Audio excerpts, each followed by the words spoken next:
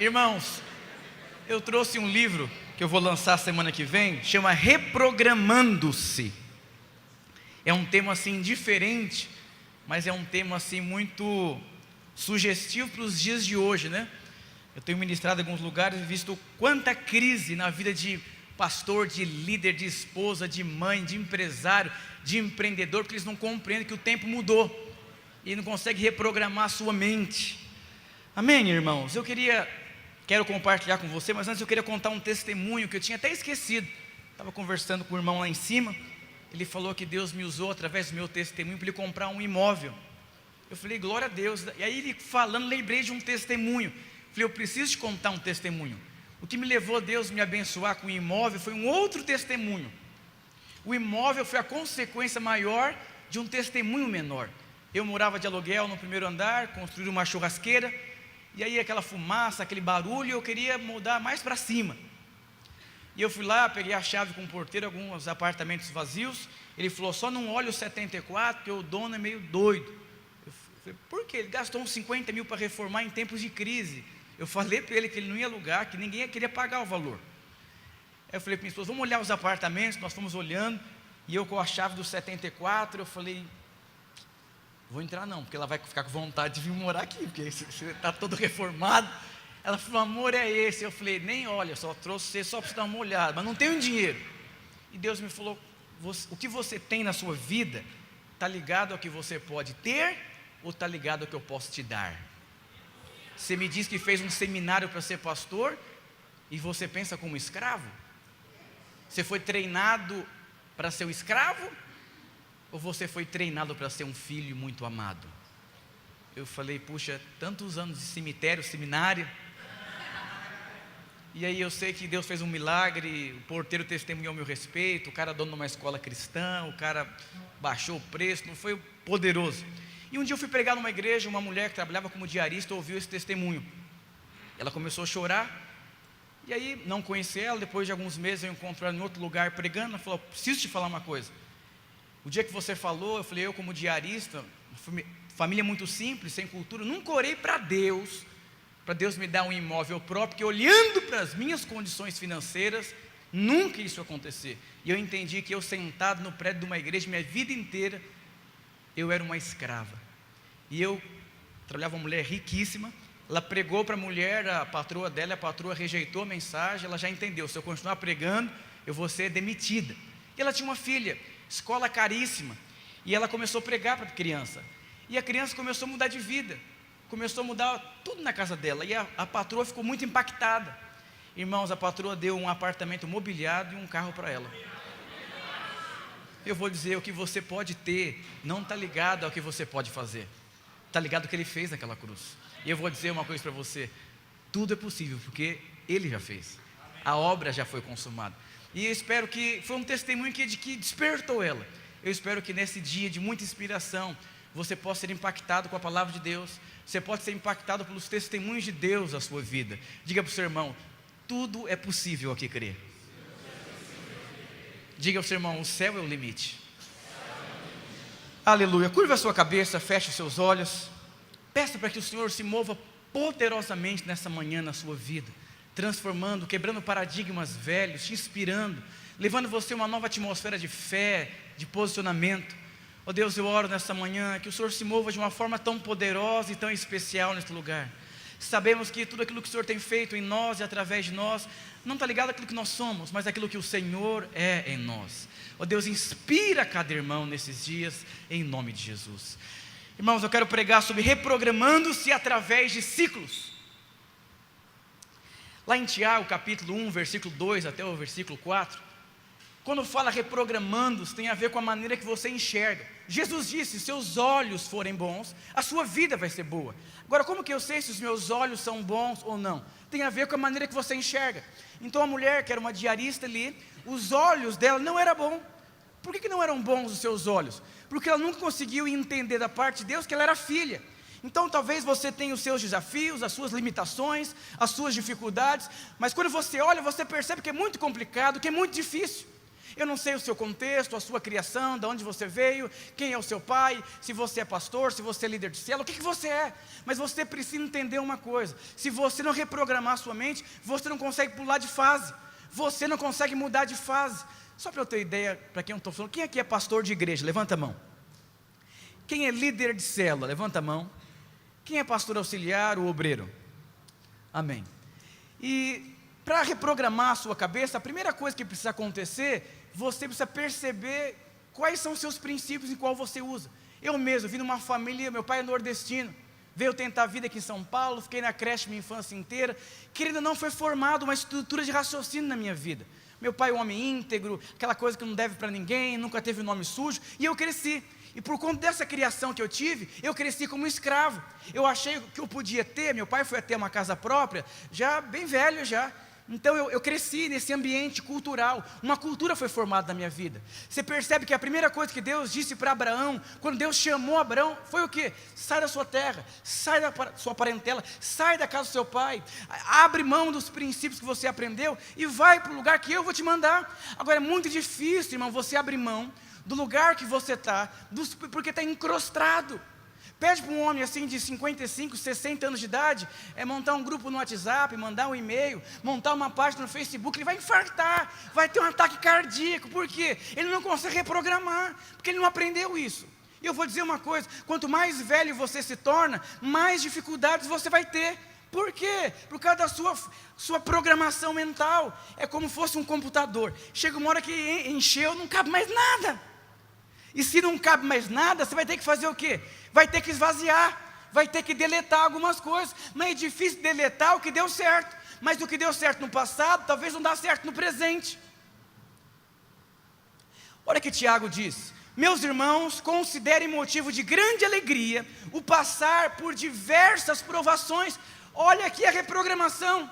Como que eu vou considerar um motivo de muita, não é nem pouca, muita alegria, o você passar por diversas provações?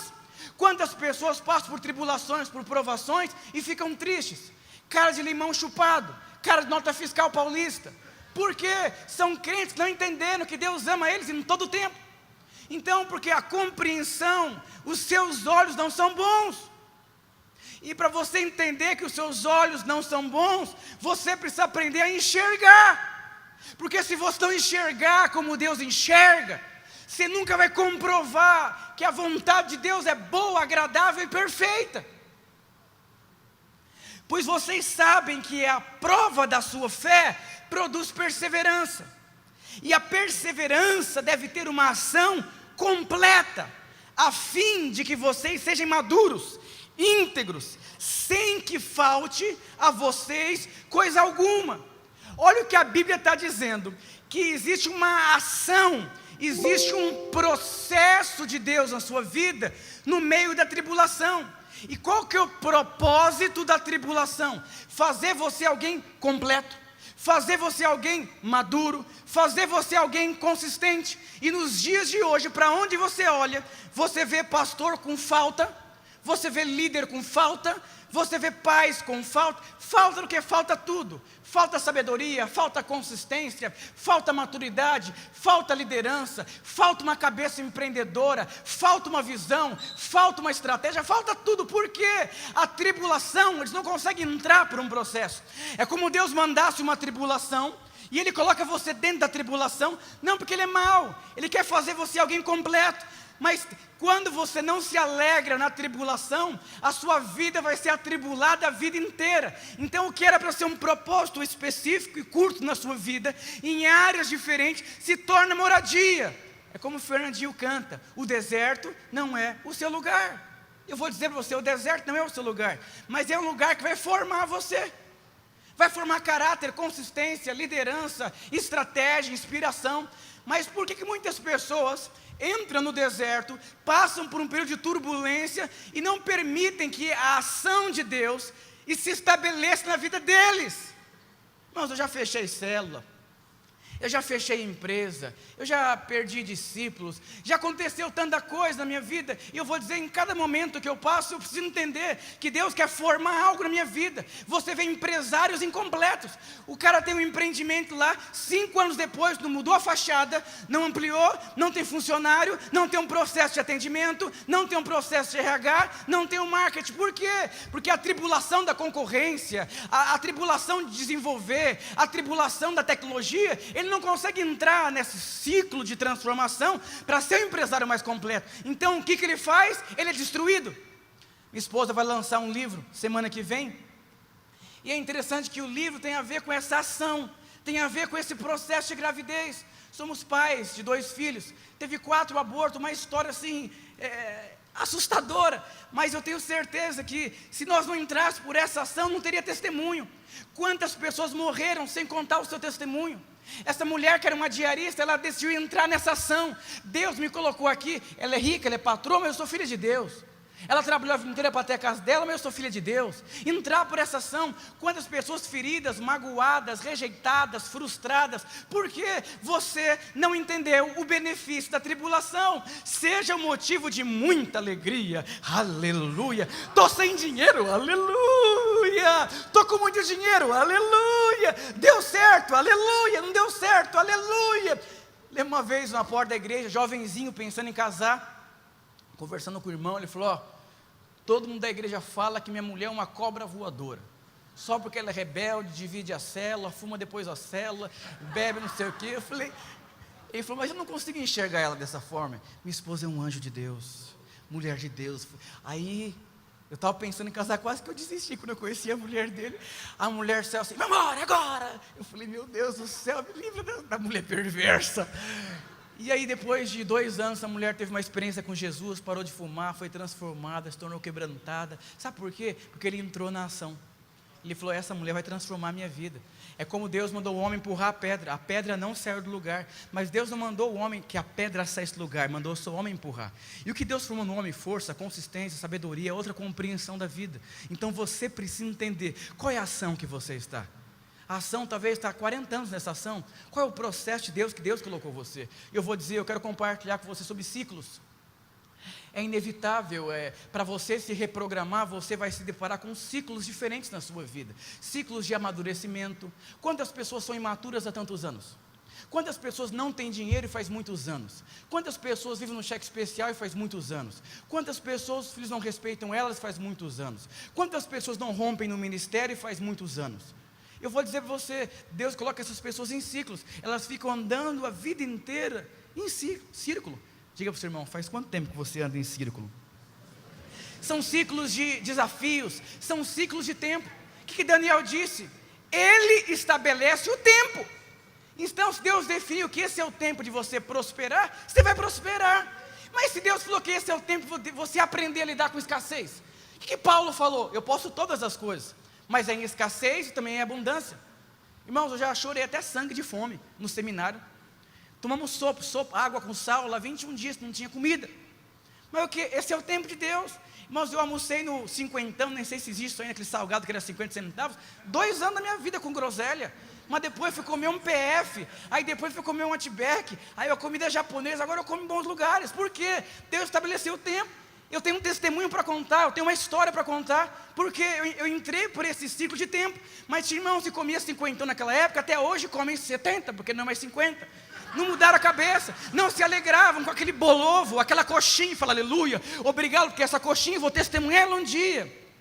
Vai ser um testemunho, vai entrar para o best-seller, vai fazer parte do livro. Não tem histórias para contar, são histórias meia contadas. Você parou no meio do caminho, o testemunho não foi até o final. A Bíblia fala que importa como você termina e não como você começa. Não importa se você não está bem hoje, é o final das coisas. Agora a grande questão é, você precisa entender, nos dias de hoje, as pessoas olham para dentro delas e talvez você perceba que você não tem dentro de você o que era para você ter. O pai se depara com um filho adolescente e o pai olha para dentro dele e fala, eu não tenho consistência, eu não tenho coragem de confrontar meu filho. Porque Deus colocou em uma série de processos na vida dele, para ele ir até o fim e receber realidade. Jesus pregava como quem tinha a autoridade. A autoridade é o quê? Uma autorização, era uma realidade. Ele fazia parte de um reino real. E eu vou dizer, vivemos em dias de muitos barulhos. Na minha região lá, eu vou passando nas ruas, várias igrejas pintando a parede de preto. Eu vou pintar a minha também, porque suja muito. E eu vou dizer, várias igrejinhas com a parede preta lá, 5 anos depois de lá, meio gato pingado, coloca umas lâmpadas lá, achando que isso vai trazer pessoas. Eu vou dizer, não adianta a gente ter estratégia se não tem fundamento. É a casa sobre a areia. Primeiro vem o que? A fundação. Primeiro vem o fundamento. E depois vem o que? Depois vem as estratégias. Oração. Primeiro vem você ora, depois você tem uma ação. Mas as pessoas não querem entrar nesse ciclo, e elas começam a entrar por uma vida que? De ação, de Marta, a martaria pura. Fazer. Mas isso que? Isso não mantém consistência. Eu vou dizer, é o empresário que olha para dentro dele, é o pai que olha para dentro dele, é o líder que olha para dentro dele, é a mãe que olha para dentro dela, e ela não acha o que ela deveria achar, porque ela é incompleta. Tiago fala, a tribulação tem uma ação, e essa ação vai desenvolvendo áreas na sua vida, até que você se torne uma pessoa completa, por um propósito específico. E aí, meu primeiro livro que eu escrevi foi sobre crise. Eu sempre gosto de ver livro que tem a ver uma coisa com a outra. Crise. O que me deixou mais em crise, escrevendo sobre crise, que eu vendi 1000 livros antes do livro chegar na minha mão. Gente ímpia, funcionário da Petrobras, da conta, que diretor de loja, em crise. Por quê? Chama resposta às crises. As pessoas vivem em dias de crise, mas elas não sabem a resposta que elas precisam dar diante das crises. Então elas não respondem e ficam paradas a vida inteira. Existe o próspero, o pobre em potencial para empobrecer mais, e o pobre assumido. E não tem a ver com crise, porque a vida inteira você vai ter crise financeira. Você vê, dessa crise, a gente ficou mais rica e gente ficou mais pobre. Por quê? Na crise o cara tem o conteúdo, sabedoria, estratégia, o dinheiro vai mudar de bolso. Quem que é o pobre em potencial de empobrecer mais? É aquele que está parado no tempo faz anos, no ministério, parado na vida financeira, parado emocionalmente, não sei o que eu faço. Enquanto isso, a pobreza está sendo desenvolvida na vida dele. E quando terminar de consolidar a pobreza, ele vai e desce ladeira abaixo. E o próspero? Todos os anos são melhores. Todos os anos são melhores. Ele comia nos 50 anos, vai comer no PF, no bar da esquina agora. E no outro ano, pastor, vai comer no Girafas lá, o estrogonofe da promoção de quarta-feira. E depois, pastor, vai comer no hotel. E depois, vai comendo, vai desenvolvendo. E ele olha para trás, como Zacarias diz, não despreze os pequenos começos. Mas quantas pessoas desprezam os pequenos começos? Eu queria pregar numa grande conferência. Vai pregar no cemitério primeiro. Começa lá.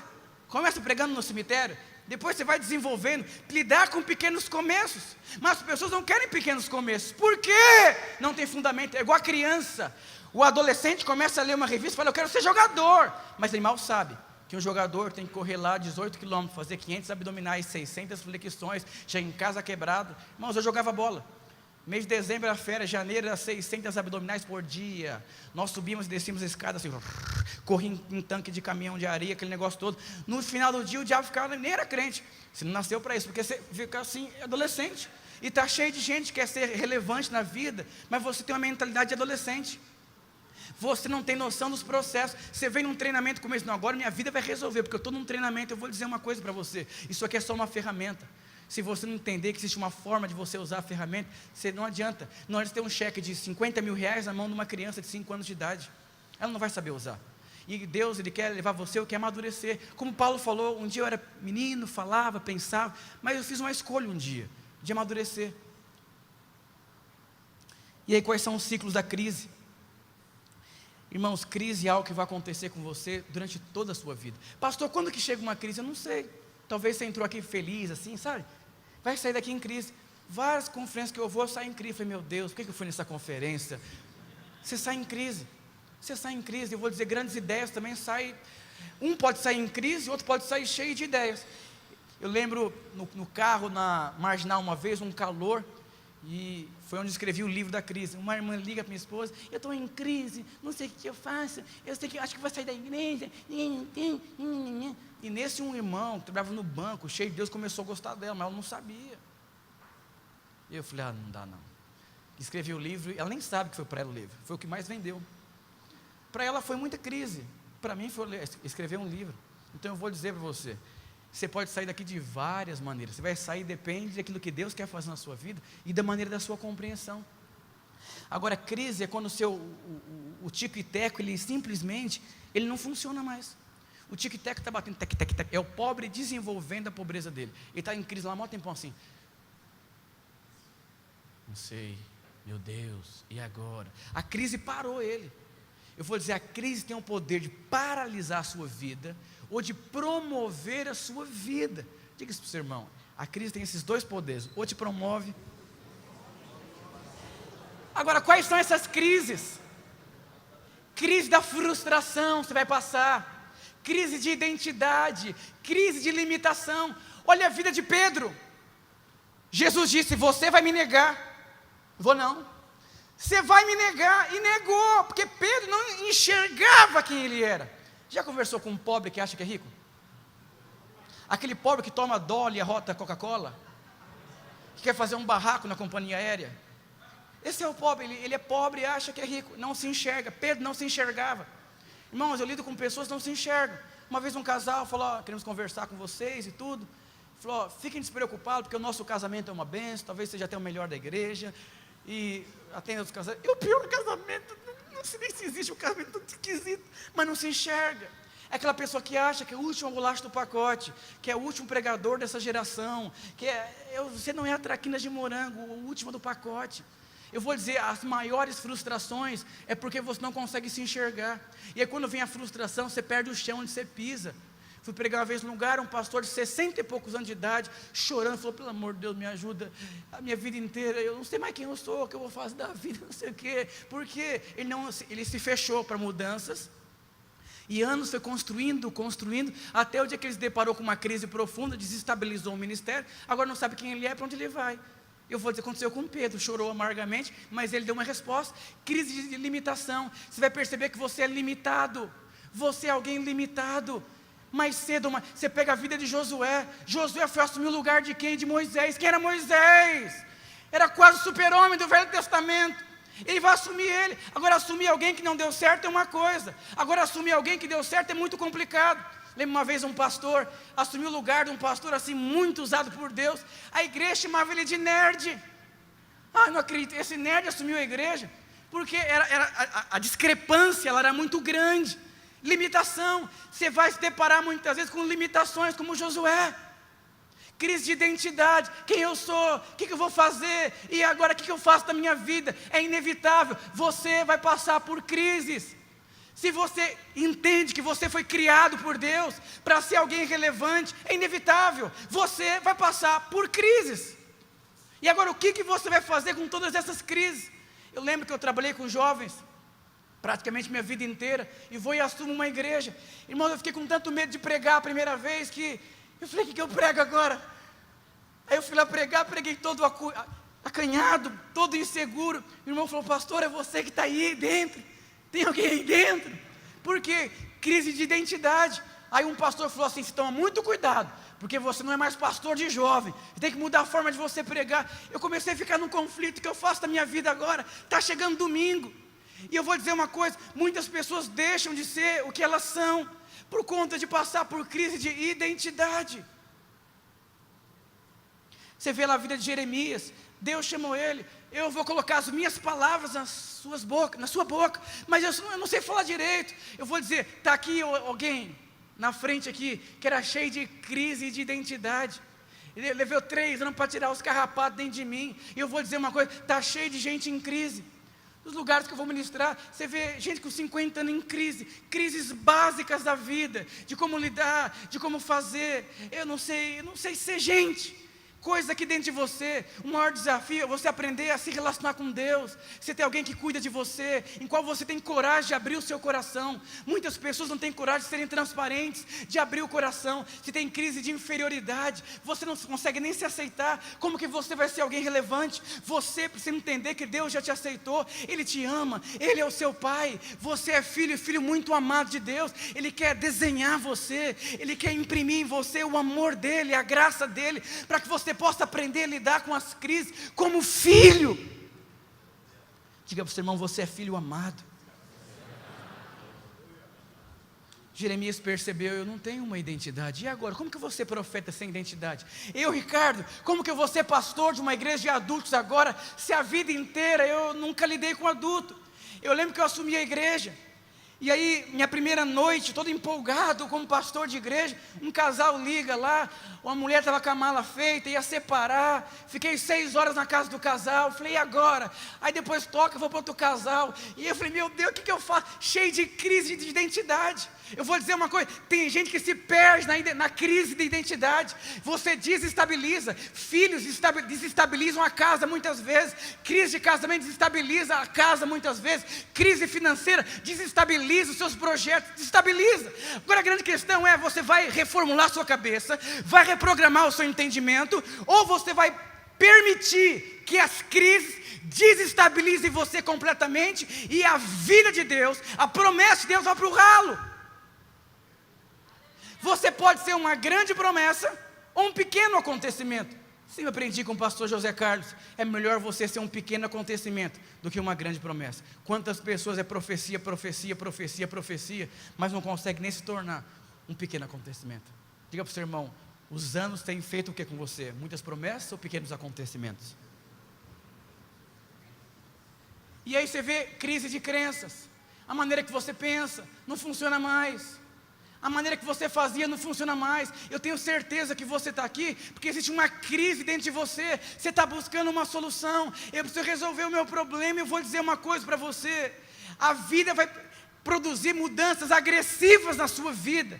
Agressividade financeira, agressividade nos relacionamentos, que vai produzir crises. Agora a grande questão é: você vai conseguir se reprogramar ou não? Ou vai ficar parado no tempo? Quantas pessoas fazem anos que estão paradas no tempo? E a crise do paradigma tem a ver com você se reprogramar. Lembro uma vez, fui no Sebrae, um treinamento, aí o palestrante falou: quem ele que leu o jornal de hoje?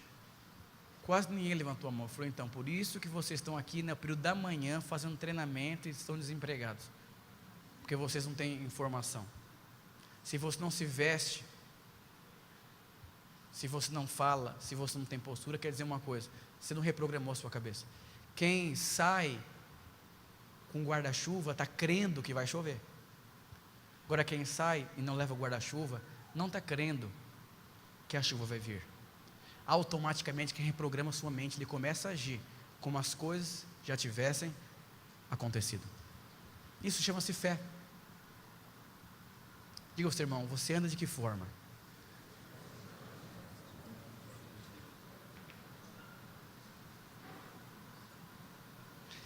Eu tinha uma empresa de palestra e eu conheci um grande palestrante. Ele falou: eu vou treinar você. Eu falei: que legal. Tem 2 formas de motivar as pessoas. Você pode mentir para elas, vão ficar muito motivadas. Eu falei: como que pode? Tem 2 formas de motivar. Você pode mentir para elas, dar um show assim, de aquele negócio todo, o pessoal sai motivado. Depois de um mês elas percebem que moram no barraco, que não tem dinheiro, que tem um carro financiado. Mas tem outra forma de motivar que ela é mais complicada: falar a verdade para elas. Eu falei: eu gosto mais dessa. Ele falou: essa é a única que funciona, mas a gente prefere usar mentira, porque dá mais dinheiro. Eu falei: não, essa eu não quero não. Sabe, reprogramando-se, eu queria falar sobre alguns princípios básicos. Como que eu faço para me reprogramar a partir de agora? Primeiro princípio de reprogramação: aprenda a trocar a sua roupa sem perder o seu conteúdo. O que é isso? Uma vez eu pregar num lugar, um senhor falou: preciso conversar com você, que eu julguei você a sua pregação inteira. Eu falei: o que é isso? Fui apedrejado, não sabia, brincando. Ele falou que você falou umas coisas assim muito perigosas. você tirou o meu chão. Eu falei, então senta, vamos conversar. Aí conversando, e essa tem sido a crise de mais ou menos 40% das pessoas que passaram uma certa idade da vida e têm dificuldade de abrir mão. Uma vez um grupo de cientistas fizeram uma aposta, colocaram os macacos numa mata, e colocaram uma banana e um galho em V. O macaco gosta do que, irmão? Foram lá, pegaram a banana e começaram a puxar, mas a banana não saía. Com o passar das horas, os macacos começaram a soltar a banana, mas teve um macaco que ele persistiu em puxar a banana, mas a banana não saía. Aí começou as apostas. Uns apostaram que o macaco, com o passar do tempo, ia soltar a banana, por causa que ia perceber que a banana não saía. O que aconteceu? O macaco morreu segurando a banana. Está cheio de pastor, de líder, de empresário, está morrendo segurando a banana, porque ele tem medo. Tem gente que tem muito medo de trocar a sua roupa e também perder o conteúdo, perder a essência. A maior parte das pessoas com uma certa idade construiu valores, construiu uma família de tradição. Uma vez um pai falou, não entendo onde eu errei com meu filho, eu fiz exatamente o que meu pai fez comigo, e meu filho foi para as drogas. Eu falei, mudou muito. Antigamente você falava, fica quieto, eu sou seu pai, me respeita, disciplina, lá, lá, lá, lá. E o menino, hoje em dia, tem Facebook, tem livro, tem WhatsApp, tem Instagram, tem amigos, pais divorciados, casais leves. Se não tiver o coração do seu filho, ele vai para as drogas. Bate no seu filho assim, emocionalmente, agride ele verbalmente. Fez isso, o pai agrediu verbalmente, disciplina, e o filho foi para a droga. Por quê? O pai, ele não era aberto para mudar a forma de criar o seu filho. Valores não mudam, a fundação é Cristo. Como Paulo falou, eu sou o quê? Eu sou cooperador. Agora, a maior parte das pessoas tem dificuldade de cooperar, porque eles têm medo de fazer o quê? De perder a essência. E aí o que eles fazem? Eles não fazem nada. E aí, por isso tem muita gente parada no tempo, com medo. Diga para o seu irmão, reprogramar não morde não, fala para ele. Mas se eu fizer alguma coisa, pastor, se eu pintar a parede de preta, se eu colocar uma iluminação, pastor, eu vou vender o evangelho de Cristo. Tem gente que tem essas crises. Pastor, e se eu fizer um grito de guerra assim, é que não, só pode falar aleluia. É assim, com medo. E você tem tanto, e eu vou dizer uma coisa para você, quem não se reprograma fica para trás. Quem não se reprograma vai ser vendido. Quem não se reprograma vai ser trocado. E eu vou dizer, aprenda, se abra para o novo, sem perder a essência. Agora, quando um adolescente ele começa a ouvir sobre muito barulho, automaticamente ele vai trocar a roupa e, sem ele perceber, ele vai vender a essência. Outro princípio, reconheça que seus princípios não funcionam mais. Talvez o que funcionou no passado não funciona mais. Mas qual que é a grande questão? Você vê o Outback? Alguém já comeu no Outback? Tem várias hamburguerias agora atendendo igual o Outback. E eu vou dizer aqui, uns 3 anos, o Outback está falido, se não reformular o atendimento dele. Eles ajoelham assim e falam, o senhor quer mais alguma coisa? Na verdade você fala, eu vou até lá para me sentir bem. E eu vou dizer, tem muita gente que não consegue. Pega um garçom aí, que trabalhou a vida inteira atendendo as pessoas normalmente, e põe essa pessoa no Outback. Tem como ela trabalhar no Outback? Ela vai ter que reformular a cabeça dela. Por quê? Porque a vida inteira ela aprendeu de uma forma. E eu vou dizer uma coisa para você, as pessoas estão sendo trocadas por máquina. Toda essa crise econômica que está acontecendo no país, vários donos de grandes empresas disseram, eu mandei muita gente embora, foi uma oportunidade, porque eram pessoas que chegavam atrasadas, pessoas que não aprendiam, não se capacitavam, não se desenvolviam.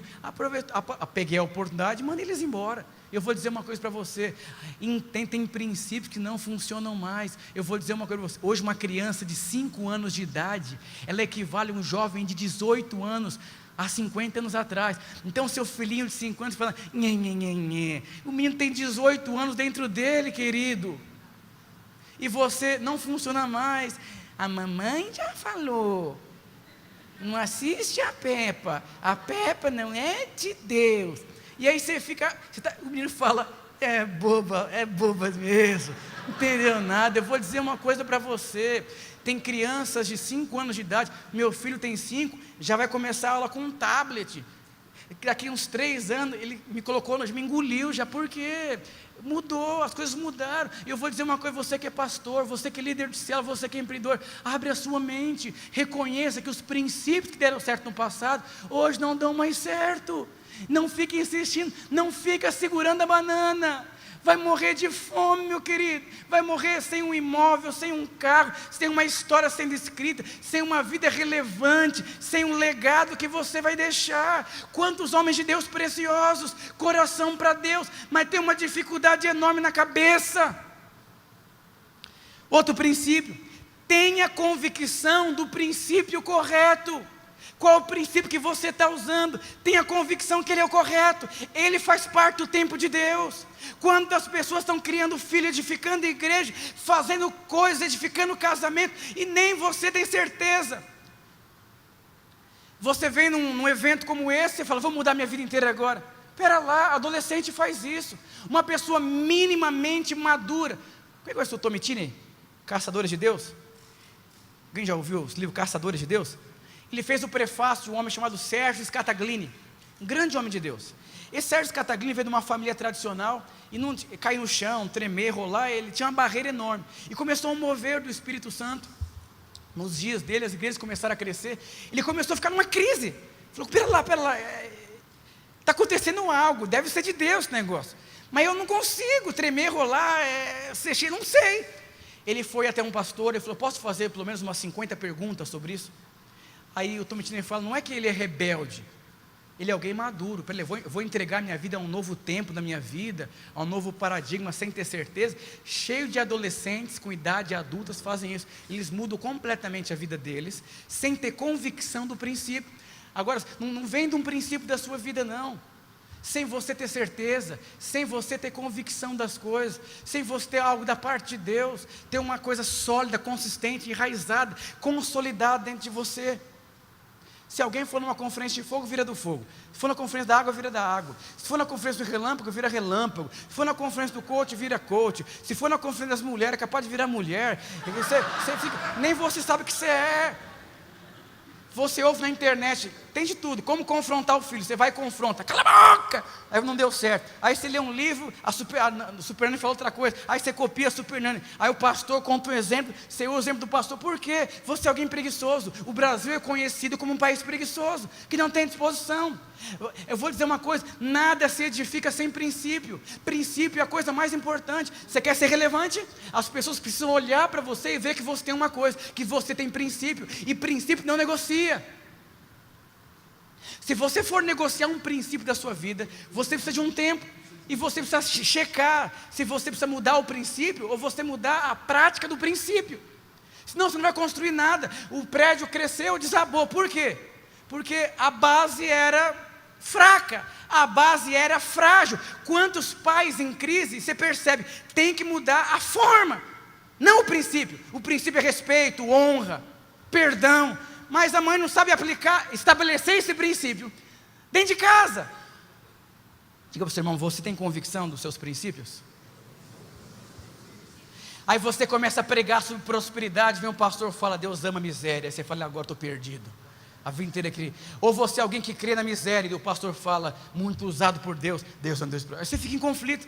Irmão, quanto a gente quer, que Tiago fala, não pense o homem que tem a mente dobre, que é inconstante em todos os seus caminhos, que luta. O irmão está motivado, desmotiva, porque não tem princípio. Tem uma alma feminina, um homem. Um dia eu falei para o irmão, posso falar uma coisa? Amigão, desceu para você esse mês?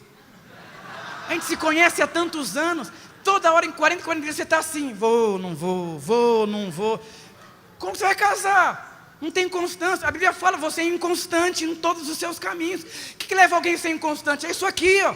Ele não tem convicção dos princípios dele. Uma vez um pregador, uma igreja muito grande, o irmão não queria batizar, e o pastor falou, meu Deus, é a pessoa mais comprometida e não quer batizar. Foi lá conversar com o irmão, não concordo com o batismo, não concordo com tudo isso que você está pregando. Mas o que você vem fazer aqui? Eu gosto de ouvir só a gente que tem convicção naquilo que fala, e tem poucas pessoas que conheço, você é uma delas. Então vem aos domingos de manhã. Eu não acredito que você fala, mas você acredita tanto que eu gosto de ouvir, isso me inspira. E eu vou dizer, você ouve alguns vídeos no YouTube, Você vê, a pessoa acredita no que ela está falando, ou a pessoa não acredita. Esses dias meu tio falou, montei um canal para meu filho, curte aí. Virou moda. Eu vou dizer, se você quer ser alguém relevante, você precisa ter convicção. Eu tenho convicção que eu fui criado por Deus para ser próspero, convicção que eu sou filho amado de Deus. Tem até esse livro aqui, um pastor fala, né, que ele tem uma impressão que muitos que me ouviriam seriam milionários. O que aconteceu esses dias? Meu irmão falou assim, pastor, eu prosperei muito, depois comecei a ouvir as suas mensagens, e eu quero te abençoar com uma parte de um carro novo. Eu falei, o que é isso? Está começando a profecia a acontecer? E convicção. Você tem convicção? Ou as tribulações desestabilizam você? As tribulações fazem você duvidar. Deus falou que você vai ser pastor de uma igreja grande? Testes vão vir, tribulações vão vir. Deus me falou que eu vou ter uma igreja de 5 mil membros local. Aí um pastor falou, não sei o que você vai fazer, o problema é seu, mas Deus me mandou falar para você que você passou 5 mil. Eu falei, e virou, você se vira agora. Eu falei, eita Deus. Eu vou dizer uma coisa para você, dúvidas vão vir. Lembra quando eu comecei a igreja lá, fizeram uma abaixo-assinado para fechar a igreja lá da Cachoeirinha. O primeiro batismo foi uns 15 vizinhos lá fazer uma baixaria, colocaram os carros na frente do prédio da igreja para não ter culto no domingo. Você fez o quê, pastor? Nada. Não foi eu que eu pedi para ser pastor. Eu falei, Deus, agora o senhor faz alguma coisa. Aí eu precisava de 30 mil reais para fazer a acústica. O que você fez, pastor? Nada, não tinha dinheiro. Eu falei, irmãos, Deus quer enriquecer alguns essa semana aqui, precisa fazer alguma, então se cair uns milhões na conta dos irmãos, me procure dar oferta. Um falou, pastor, caiu 10 mil, estou 5 mil, eu falei, aleluia. Agora eu podia ficar abalado, vou me matar, chamar a polícia, e agora? Eu vou dizer uma coisa, se você não sabe lidar com as suas emoções, é melhor você fazer outra coisa. Se você não sabe lidar com as emoções, fala outra coisa. Meu filho já desmaiou lá em casa, perdeu a respiração, minha esposa com a placenta baixa. Eu vou dizer uma coisa, seja estável. Você conhece esse irmão que faz uma tempestade num copo de água? Tem até aqueles vídeos engraçados, desconfinados. A mulher fala para o marido assim, preciso falar com você urgente. Fala, não, mais tarde a gente fala. Aí o cara, meu Deus, e agora? Vai acontecer o quê? Não sei o quê. Ele chega em casa, amor. O que foi? Não era nada não, eu até esqueci. Tem gente que é assim. Se alguém falar amanhã, eu tenho algo para falar para você, muito importante. Falar, ai meu Deus, e agora? Você não consegue viver por quê? Emoções. Outro princípio, procure por pessoas que chegaram aonde você deseja chegar. Eu lembro que eu falei para os irmãos, eu tinha um pensamento de pobre, de escravo, e eu ouvi o testemunho do pastor Isaías, que sem dinheiro ele entrou num lugar lá e falou, vou comprar um apartamento. E eu comecei a conversar com ele, e um dia eu passei numa rua, tinha uma placa assim, apartamento na planta. Aí tinha um pastor junto comigo, falei, vai lá, pergunta quanto que eu vou comprar. Aí fui lá, falei, meu irmão, tem R$6 na conta aqui, eu não sei, mas vou comprar. Começou a acontecer os milagres na minha vida. O quê? Convicção. Agora, o que gerou convicção? Andar com pessoas que alcançaram o que você deseja. Vai marcar com um pastor, alguém que criou filho, vai ler livros por indicação, vai ler livros junto com o seu pastor. Irmão, já li dezenas de livros junto com os meus pastores que cuidou de mim. O que significa isso aqui? Como que eu posso aplicar isso aqui? Hoje em dia tem até coach de livros. O que tirou o Palmeiras da crise há uns 3 anos atrás foi um coach, sabia? Sabia, pastor? Foi um coach. Foi lá no Palmeiras lá e fez um empoderamento lá e... Eu vou dizer, o que é coach? Jesus foi o coach dos seus discípulos.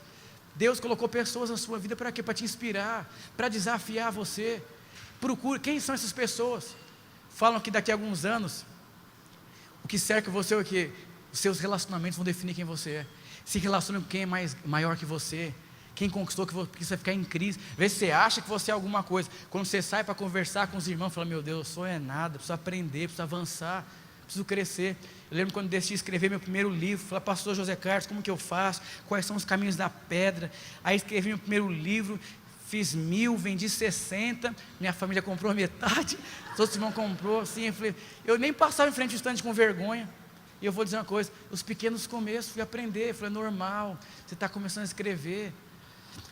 Penúltimo princípio, não venda a sua essência por nada.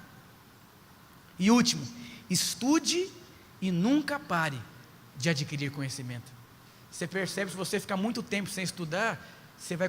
Irmãos, eu estou com 34 anos, vou fazer 35 daqui a alguns meses, e eu percebo na minha vida, eu não sou tão novo, vou voltar a estudar agora, no meio do ano. Minha esposa entrou para a faculdade, fazer pedagogia, fiz vários cursos, dificuldade de entender, de compreender as coisas, não estou entendendo. Tem gente que faz força para não entender. Você conhece alguém que faz força para não entender?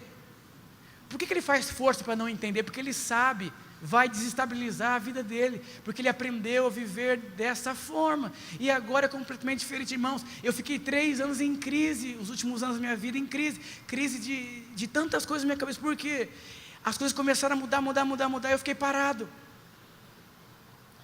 Quero ler 2 histórias para você.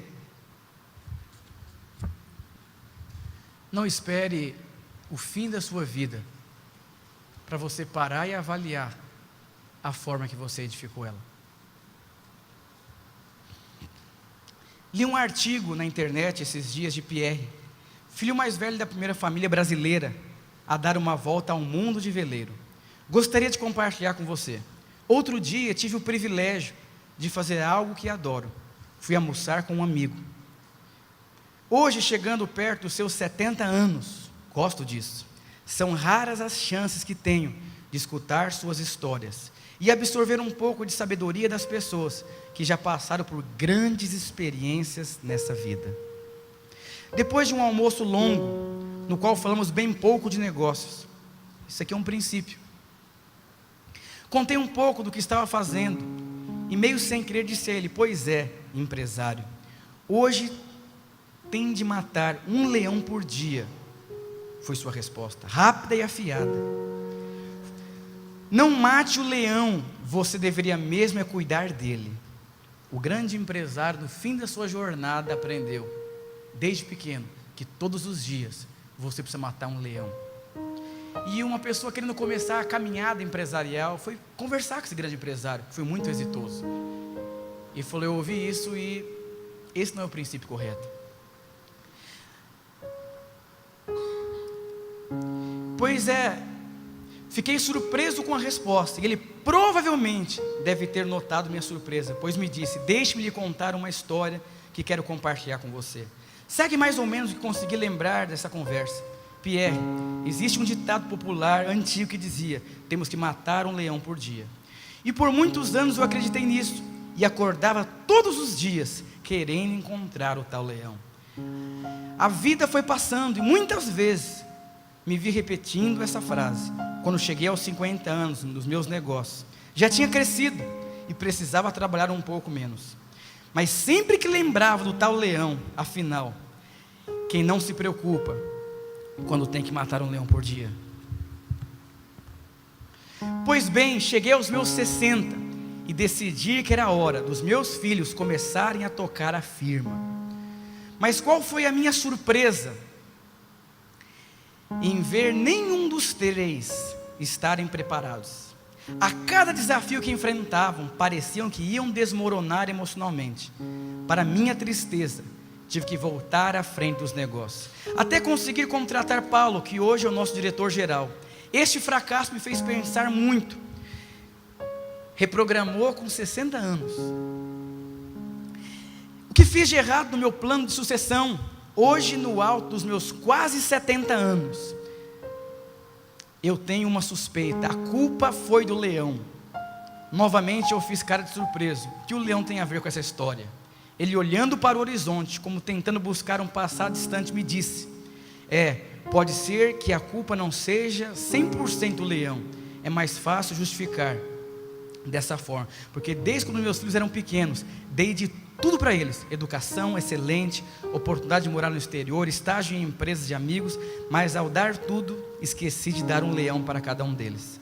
Que era mais importante, meu jovem, aprendi que somos resultado dos nossos desafios.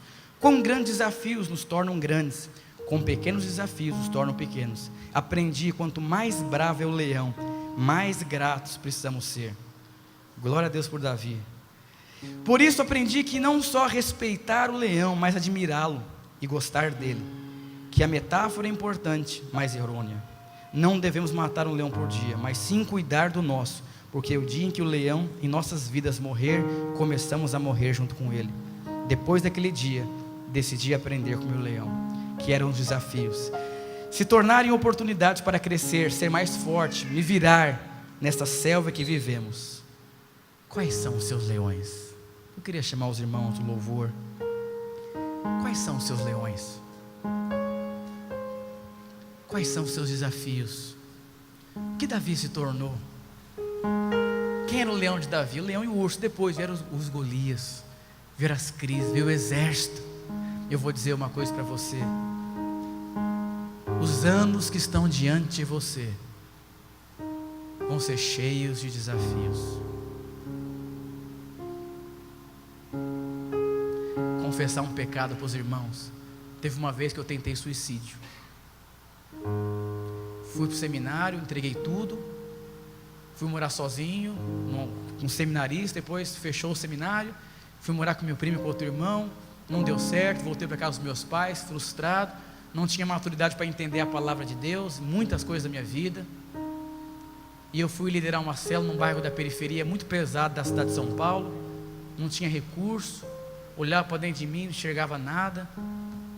3 sextas-feiras seguidas, quase que eu me joguei de uma sacada, numa primeira sexta, na outra eu entrei no banheiro da minha casa, afastado lá da empregada. Eu entrei literalmente embaixo de um armário, liguei para o meu líder e falou: nunca mais me liga, nunca mais vem atrás de mim, eu não vou dar certo, não fui criado para isso. Isso foi fundamental na minha vida. Eu entendi que não tinha a ver com aquilo que eu podia fazer, tinha a ver com aquilo que Deus pode fazer. Davi lá só estava em nome de Deus. Olhe para os seus desafios e entenda, é Ele que pode fazer. Eu vou dizer, a minha vida hoje é uma agressão para muita gente. Eu era lá o Ricardinho, de 15, 16 anos, que entrou para o seminário com cara de novo. Hoje tenho 34, nem parece mais novo, doido, cheio de testemunho ilógico. Sabe por quê? Eu quero ter muitos testemunhos ilógicos. Sabe por quê? Eu sirvo um Deus que para a humanidade é ilógico. O mundo não acredita em Deus, mas eles podem olhar para nós e falar: não é possível o que aconteceu com ele, deve ser Deus. Eu quero declarar sobre a sua vida que os anos que estão diante de você vão ser os melhores anos, anos de conquistas, anos de crescer em fé, de consistência, sabe, de relevância, sabe, o trauma que você teve vai ser revertido em testemunho.